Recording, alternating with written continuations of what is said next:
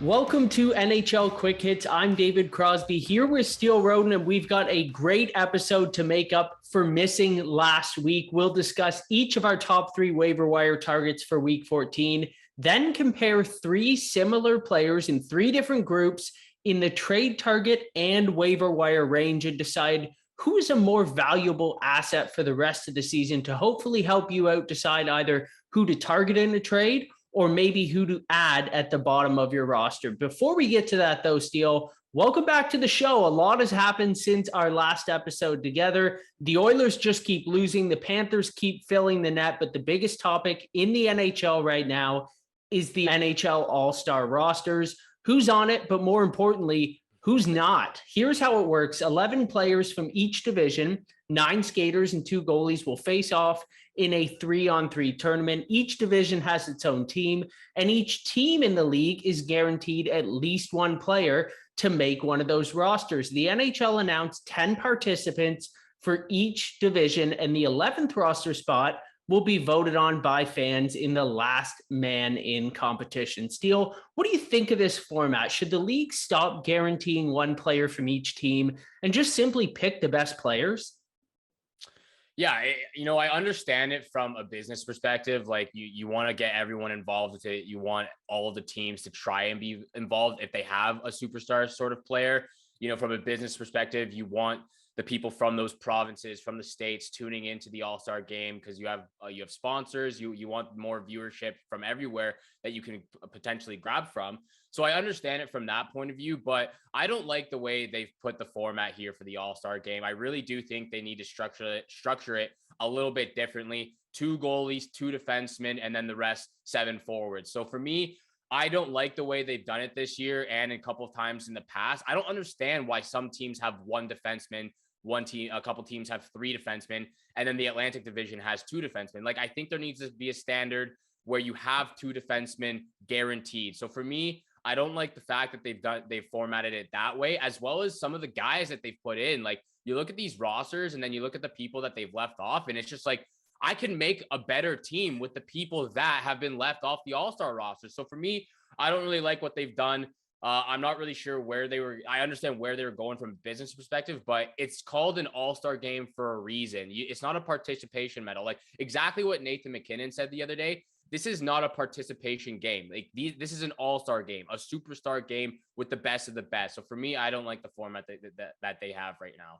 I couldn't agree with you and McKinnon anymore. I think he summed it up perfectly. I think Nazem Kadri, his teammate, is one of the most egregious people left off the NHL All-Star rosters, and maybe he will make it from this all-in vote that's going on, but maybe he won't. We were looking at all the players that have been left off, and it's brutal that only 4 more guys are going to get added. Now, this isn't everyone, but here are some of the worst ones that I noticed. Alexander Barkov, Steven Stamkos, Roman Josi, Nazem Kadri, Jake Gensel, JT Miller, Troy Terry, John Tavares, Matthew Tkachuk, Mika Zibanejad, and Evgeny Kuznetsov. Only 4 of those guys are making an all-star roster. So just like you said, you could probably make a better team up of the guys who have been left off other than the ones who are on there. I mean, I hate the idea of 1 from each team. I would consider maybe the host city is guaranteed 1 player on the team. I could see that being important. Other than that, yeah, that makes sense. That makes sense right there, though. Other than that, I mean, I think that it just should be the best players. Like some arenas and some buildings, they're filled more when certain teams come to town and star players play there. So they get to see their own players play 82 times a season if they want. I'm sure when you turn into an all-star game, no matter which team you cheer for, you just want to see the best players in the entire league. So before the fan vote, Steele, who is the most egregious all-star snub in your mind right now? Yeah, I listed my top 3 right here, but I'll pick one just because I know that you and I have agreed on a couple. And I'm going to go with Steven Stamkos for the Atlantic Division. I just can't believe that he was left off this roster and Nick Suzuki made it in his place. Like, I understand that Montreal had a bunch of COVID protocol players on COVID protocol.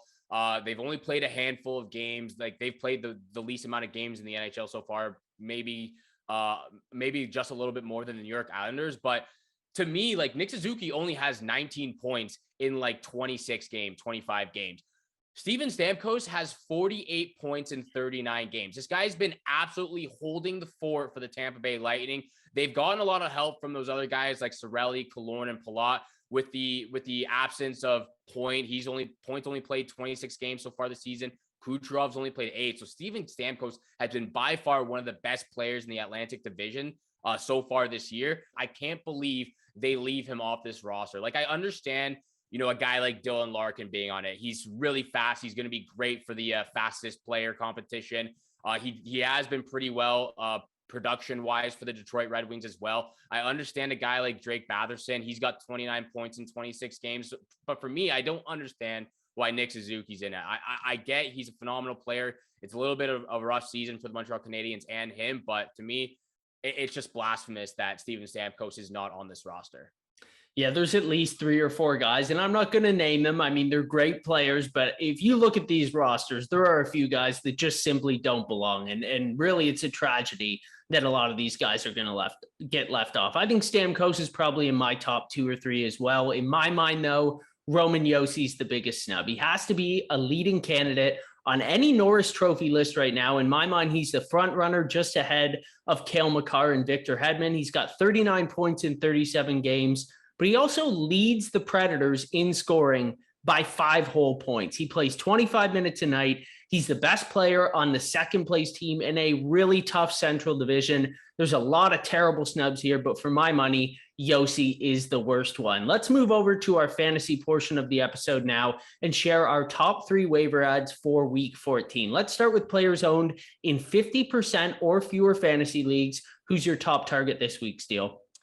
It's funny. All 3 of my guys are actually on my fantasy team, and I'm in 4th place out of 12 teams right now in my league. So it goes to show you that these guys are producing really well, and they've helped my team out a lot this season. I'm going with Adrian Kempe of the LA Kings. He's at 48% owned in Yahoo Fantasy Leagues. He's got 302 fantasy points, and I just love the way he's played so far this season. He's second in scoring for the LA Kings.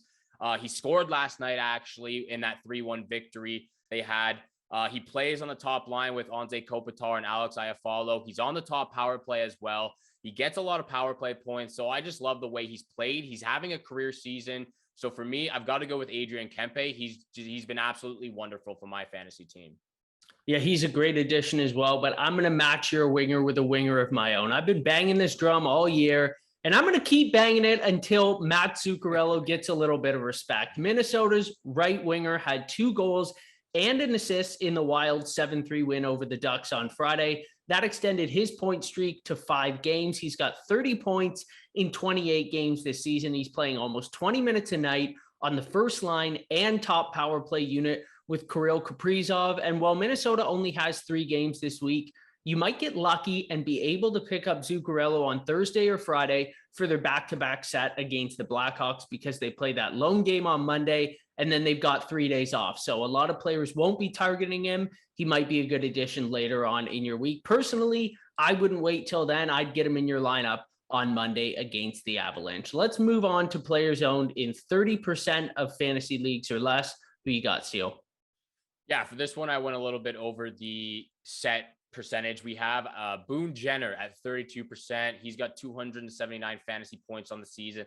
I love him because he can be a center and he can play on the wing as well. So you've got options right there for him. If you have too many guys playing on that night for a center position, you can slot him in the left wing or the right wing position right there for your fantasy team. He's been wreaking havoc ever since he's moved up to the top line. 14 goals, 9 assists on the season, 92 shots, 29 hits, and 34 blocks. So he's putting production up in all of the categories. That's why he has 278 fantasy points. And the thing I love about his game, even though Columbus hasn't been playing well the last couple of games, he's always in the right spot at the right time. He's a positional player. He knows where he needs to be on the ice, and he's never in the wrong area when he is on the ice. He's always in front of the net. He loves getting those juicy rebounds. That's why I love Boone Jenner, because he has those options for both center and the left wing and right wing position. Yeah, those are some really nice peripheral stats there for Jenner. So even if he's not scoring, he is worth a spot in your lineup. My pick is Alex Tuch. He's the perfect player to take a flyer on right now. Owned in just 22% of Yahoo leagues. He's got 4 points in his first 5 games as a Sabre. He's getting close to 18 minutes a night on Buffalo's top line, and the Sabres should be extra motivated to put him in a position to succeed and try to show that their return in the Jack Eichel trade was a good one to their fan base. Tuch already has a power play point, and he's averaging just under 1.5 hits and 1 block per game on top of that scoring surge. Buffalo also has one of the best schedules this week, with 4 games in their first 6 days against the Red Wings, Senators, Stars, and Flyers. Tuch is a Monday morning pickup for sure in deep leagues to me. Finally, the hidden gems, players who should be available in almost every fantasy league this week. Steele, which player owned in 15% or fewer fantasy leagues are you targeting in week 14? Yeah, I'm going to help all the fantasy owners out there who are looking to get some help on the back end in the defensive position. So I'm going with Esa Lindell of the Dallas Stars. He's at 18% owned across Yahoo fantasy leagues, and he's got 234 fantasy points. He doesn't put up a lot of production up front. He's only got 9 points on the season, but he's got 3 points in the last 3 games, 2 of those being goals. But the reason why I love him so much is even if he's not scoring or getting assists and helping his team on the scoreboard, he's putting a lot of production up in those other categories. So that's why he's as high at 234 fantasy points so far in the season. He averages just under 23 minutes of ice time. So he's getting a lot of ice time for the Dallas Stars. I think with, the rumors going around with John Klingberg potentially asking for a trade, potentially being on the move, maybe before the deadline. We'll see what happens with him, but he can get a lot more ice time if that happens. So for me, I love what I've seen so far from Esa Lindell this season. And that's why he's on my fantasy team, and he's helped me out a ton so far. Yeah, a guy that's been that productive where he is in the lineup, to think that he could even get more opportunities. He could be a really valuable defenseman down the stretch. You take Lindell, and I'm going to take Lundell. Panthers center Anton Lundell is quietly having a fantastic rookie season in Florida. He sits 5th in rookie scoring with 23 points in 34 games. Lundell has been unbelievable lately, though. He's got 4 goals and 12 points in his last 11. His minutes are starting to tick up despite Florida's stacked offense. He had 9 shots and 2 goals in Saturday's 9-2 win over Columbus. The confidence is clearly there for him right now. When you're playing with the superstars that he's playing with and you're still throwing 9 shots on net, that means you believe that you can score and you got a ton of confidence. So I think Florida also has a fantastic 4-game slate this week. They traveled to Calgary, Edmonton, Vancouver, and Seattle. I really like his chances of keeping this point production going. Let's wrap the show up with our final segment. We've got 3 rounds of verses where Steele and I will compare 3 players who have produced at similar paces this season and pick which one we think will have the most fantasy value for the rest of the year. We're going to discuss players who are owned in more than 60% of leagues, but nobody higher than the mid-80s. We want to give you more insight on players you may realistically be able to trade for, or who still might be floating around your waiver wire in 8 to 12 team leagues. So let's start with a trio of defensemen who are owned in more than 80% of fantasy leagues. The type of defenseman that you might be able to target in a trade. First up, Oilers defenseman Tyson Barrie. After racking up 48 points in 56 games last season, Barrie has just 17 in 34 games so far. He's playing about 1.5 minutes less per game. He's still producing on the man advantage with 9 power play points, but he's got just 8 points at 5-on-5. He's never been a guy who produces great peripheral stats. He's added 17 hits, 35 blocks, and 70 shots, and he's a -6 this season. It's been a disappointing start to the year for him so far. Next up, Jets D-man Neil Pionk, not the flashiest guy, but he's actually improved in just about every category this season compared to last year. Through 31 games, he has 17 points, 77 hits, 35 blocks, 7 power play points, 71 shots, and he's a +6. He's never going to be a huge point producer, but he's a pretty solid all-around option. Lastly, Red Wings rookie Moritz Seider, who's my Calder pick right now at this point in the season. I brought this guy up at the very beginning of the year, and he's been even better than I could have imagined. From the moment he put on that jersey, he has been Detroit's best defenseman this year. In 39 games, he's got 24 points, 59 hits, 71 blocks, 10 power play assists, 76 shots, and he's a +2. Now, all three D-men are owned in between 84 to 86% of Yahoo leagues. Which one do you think will provide the most value for the rest of the season?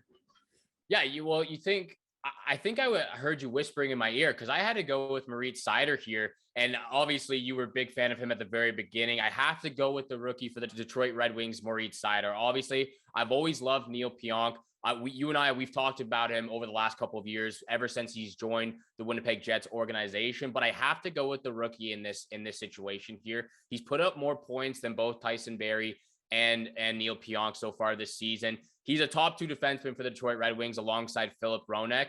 So for me, I love his physicality. I love the way he's played so far this season in his rookie season. He's an absolute unit on both ends of the ice for the Detroit Red Wings. So for me, I love the fact that he's been that guy since the beginning for the Red Wings. He's helped them trend in the right direction.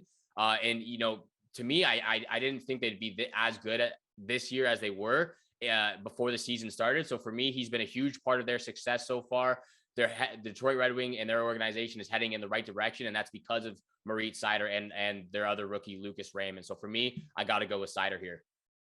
I'm going with Seider as well. His offensive ceiling might not be as high as Barrie, but he's so well-rounded, and he will get every opportunity in every situation for Detroit. I think Barrie's ceiling puts him slightly ahead of Pionk, but if you're in a banger league with blocks, hits, and penalty minutes, Barrie might bring the least value of these three, and I think Pionk would be the guy there at the second slot. Let's move on to our second trio. 3 forwards who I think have exceeded expectations on a per-game basis so far this season. I'm really interested to see who you think has the best chance to keep it going here, Steele. First up was the #1 overall draft pick by the Devils in 2019. Jack Hughes has had some injury troubles this season, but when he's on the ice, he's been fantastic. In 20 games, the third-year center has 9 goals, 20 points with 3 on the power play, 2 hits, 9 blocks, and 58 shots. The kid has looked like superstar material for years, and he might just be reaching that potential now. His 15.5% shooting percentage is a bit concerning, though.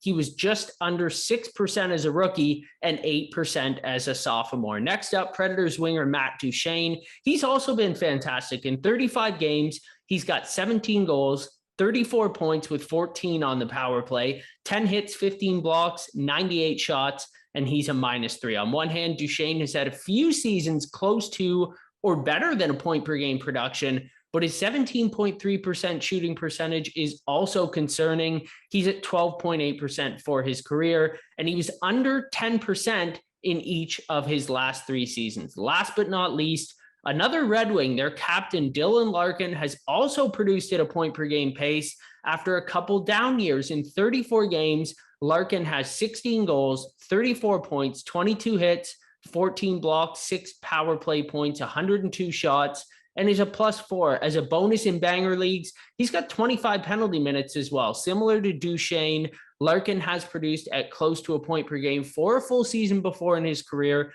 but his shooting percentage is also well above his career average of 9.6. He's scoring on 15.7% of his shots this season. So Steele, a bunch of guys who are producing really, really well for their teams, but who might be punching a little above their weight class in that shooting category. Which of these guys would rank the highest for the rest of this season for you? For me, I have to go with Matt Duchene of the Nashville Predators. I think he's really has revitalized his career, and he's going to have a career season and get over 70 points, which was his career high early on in his career. So for me, I have to go with Matt Duchene. Like I said, he's revitalized his career. He's got 34 points in 34 games. I can't go with a guy like Jack Hughes, like for what you mentioned. He's just too small. He needs to get a little bit more muscle on him, and he just gets too injured all the time. So for me, that's another guy who I'm kind of shocked made the All-Star team for the Metropolitan Division. A guy like Jake Gensel deserves that more over Jack Hughes because he's been injured so far, so much more this season over Jake Gensel. So for me, I can't go with a guy like Jack Hughes. I would love to go with a guy like Dylan Larkin, but just the way Matt Duchene has stepped it up this season and, kind of proved to a lot of people that he's still a talented player in this league, and he's helped the Nashville Predators get up to the top of their division. So for me, I got to go with Duchene here. Yeah, with Hughes having proved the least so far in his career, I'd also have to rank him last among these 3. Tough decision for the top spot. On one hand, Duchene's power play production has been elite this year, and Larkin isn't at that level yet. 14 power play points is incredible, but Duchene is averaging 3 more minutes of ice time this year compared to last season. And Larkin is actually at his lowest ice time per game in the last 5 years. So I love Duchene's dual eligibility at center and on the wing, but I'd take Larkin by a hair. I just think Detroit is more likely to have higher scoring games down the stretch. And I think Larkin should actually keep close to this pace for the rest of the year. I think he might even improve on it if he gets some more of that ice time and just some more comfort level in that lineup with some teammates who have been in and out for Detroit. I think Duchene could maybe fall off 10 to 20%, but he's still a really useful player. I think he's definitely a guy that can help you down the stretch as well. Our last trio is 3 young forwards who've been 3 of the best fantasy surprises of the season. First up, Pittsburgh's Evan Rodriguez in 37 games. He's already reached a career high 30 points. He's got 15 goals, 35 hits, 17 blocks, 7 power play points, 120 shots, and he's a +9. He might even be in the running for the Lady Bing. He's got 0 penalty minutes so far this season. His shooting percentage is only 4% higher than his career average, not that much higher than last season. And he does have 6 power play goals, though that might be hard to keep producing at that level. Next up, Senators winger Drake Batherson, who you mentioned earlier on in the show. He was good for Ottawa last year, but he's taken a major leap this season. In 26 games, he has 10 goals, 30 points with 9 on the power play, 55 hits, 12 blocks, 65 shots, and he's a +5. He'll also be making his All-Star debut this year, like you mentioned. I bet that's not who many fans would have predicted would represent the Senators at the start of this season, but he's definitely the right choice for Ottawa. Last up, Ducks sensation Trevor Zegras is second in rookie scoring behind only Lucas Raymond. In 35 games, Zegras has 29 points with 15 hits, 11 blocks, 82 shots, and a surprising 28 penalty minutes, but he's also a -10. He's the future of the Ducks franchise, along with Troy Terry, and he already has an assist named after him, which is really a rare thing. So, Steele, which of these 3 young forwards do you want most for the rest of the season?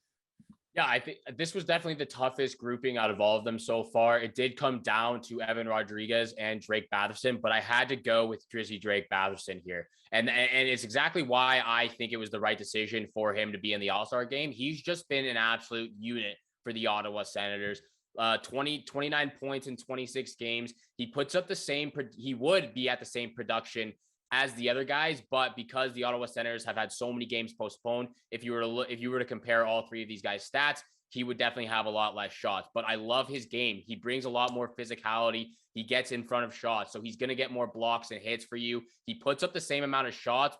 He just doesn't have that right now because he's missed so many. The Ottawa Senators games have been postponed so far this season. So for me, I like the way he plays. I also like Evan Rodriguez just because he's on the top line with Sidney Crosby, and that's why he's producing so well. But for me, I had to go with Drake Batherson. It was the right choice to put him in the All-Star game, and it would be the right choice to put him on your fantasy team if you can acquire him. Yeah, I'm taking Batherson as well for 2 simple reasons. I think he's the best goal scorer of the bunch, and he might actually increase his scoring rate as the season goes on. I love that you mentioned how many games have been postponed for Ottawa. That might be something we need to look at in the weeks ahead, see which teams have a ton of games left in the season, and see if the NHL might try to squeeze them into the weeks. And maybe those will be players that are playing a lot more than the rest of your lineup and therefore be a little bit more valuable down the stretch. I also love the fact he's averaging close to 2 hits per game, a really nice rate for an offensive forward. I don't think you can go wrong with the other 2, but I'd probably put Rodriguez slightly ahead of Zegras as well, based on the offensive talent around him in Pittsburgh. That's going to do it for today's episode. Please subscribe to us on YouTube and follow us on social media. As always, leave us any fantasy questions or feedback in the comment section below. On behalf of Steele Roden, I'm David Crosby, and thanks for tuning in to NHL Quick Hits.